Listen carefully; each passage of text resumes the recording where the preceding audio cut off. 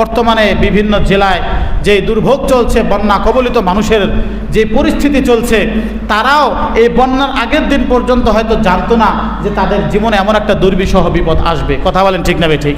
আমার আপনার জীবন কখন যে পরিবর্তন হয়ে যাবে। আমরা অনেকে সম্পদ পেয়ে অনেক সময় নিশ্চিন্তে টেনশনহীনভাবে ঘুমাই যে আর কি টেনশন, যা আছে যা কামাই করেছি 14 পুরুষ বসে খাওয়ার ব্যবস্থা করেছি, হয়তো বা এমন একটা অগ্নিকাণ্ড, এমন একটা দুর্ঘটনা ঘটে যেতে পারে, আমার সব কিছু শেষ করে রাস্তার ফকির বানিয়ে দিতে পারেন কে? নদীর একুল ভাঙে অকুল গড়ে, এই তো নদীর খেলা, সকালবেলার ধনীর তুই ফকির সন্ধ্যাবেলা।